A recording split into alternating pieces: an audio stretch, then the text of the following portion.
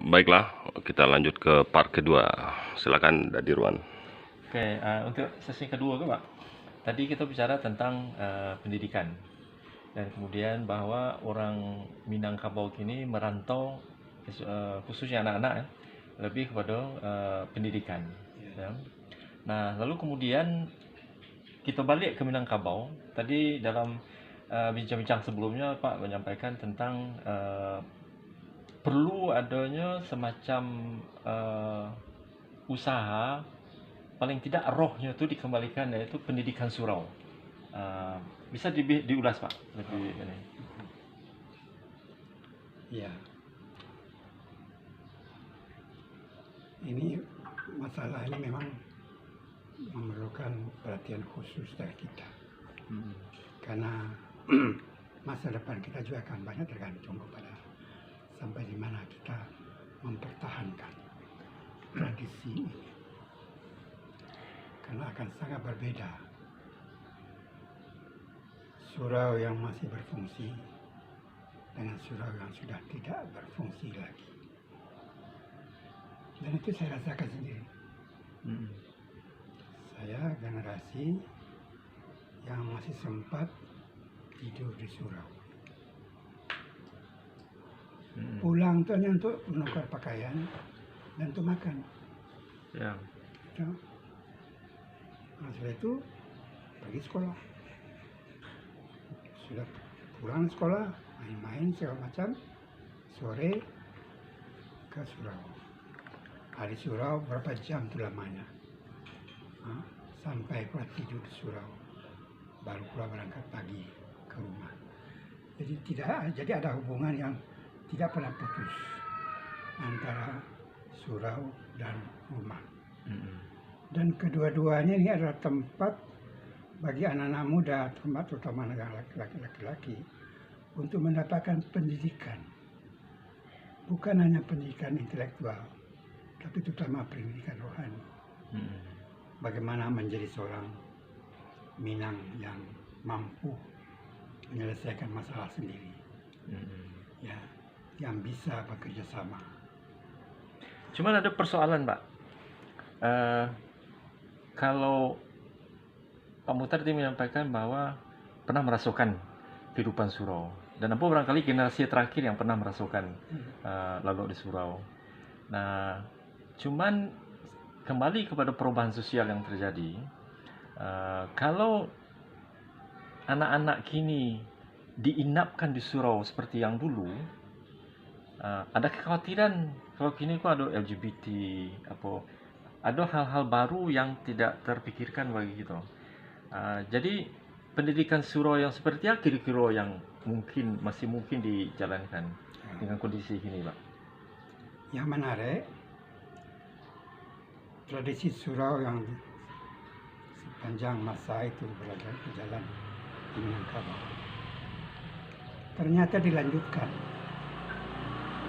oleh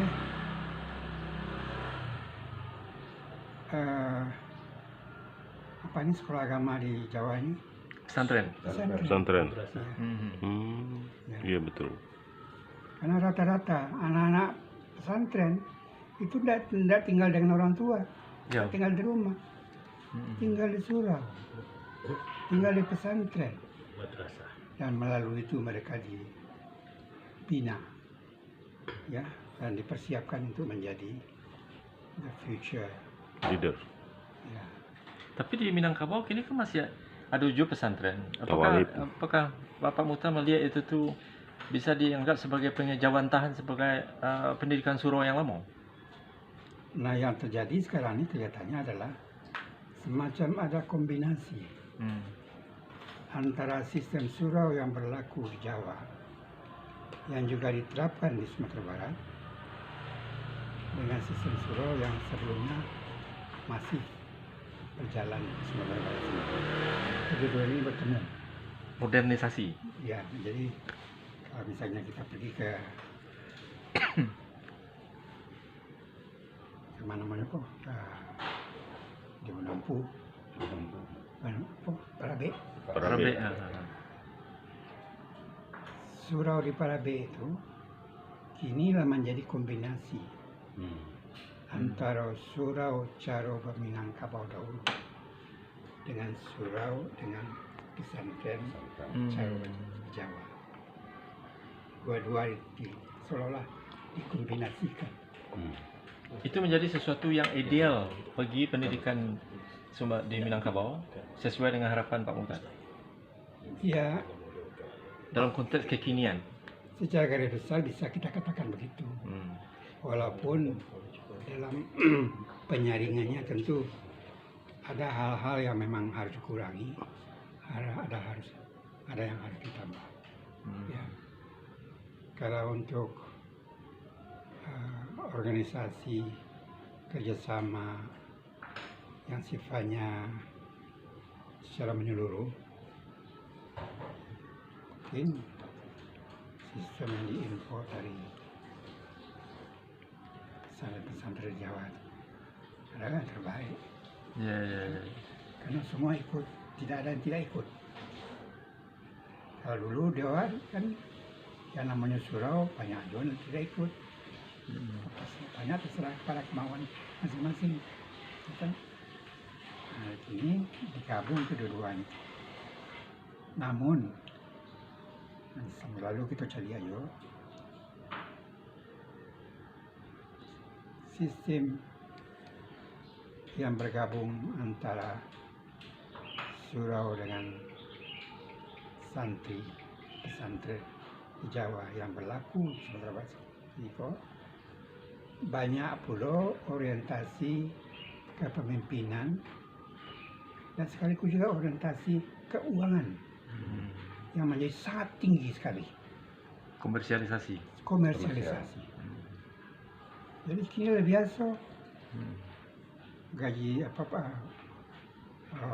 uang sekolah kini main jutaan. Sudah tidak puluhan ribu lagi, jutaan. Itu terjadi. Pak, jadi kalau kita bicara masalah surau, pendidikan surau, termasuk pesantren tadi, apapun betul itu kan kita bicara dalam konteks pendidikan tingkat dasar.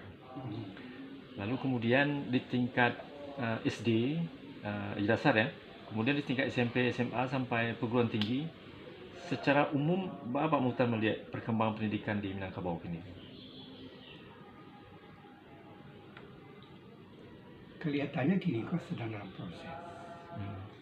Sukar untuk menentukan labaan kini. Baa bantuannya malah terbentuk itu. Karena sedang berjalan, sedang berproses kan. Dan variasinya cukup banyak, tergantung dari sekolah-sekolah yang diciptakan. Lalu kemudian ada dalam pendidikan Minangkabau itu ada muatan lokal yang tadinya budaya alam Minangkabau. Nah, budaya alam Minangkabau itu kalau tidak salah dulu di zaman Pak Gamawan jadi gubernur itu berjalan. Kemudian setelah zaman Pak agak kurang Tananga gitu kan. Dengan budaya memasukkan budaya alam Minangkabau sendiri, Bapak melihat sesuatu yang apakah sesuatu yang tentu positif ya, tapi dari segi implementasi juga Bapak lihat. Kita harus bedakan antara budaya Minangkabau yang masuk pada kelompok adult dan dewasa dengan anak-anak. Budaya yang masuk ke sekolah-sekolah pengajian, sekolah-sekolah agama itu masih relatif ringan, tidak rinci. Oke, kita lanjutkan ke part ketiga.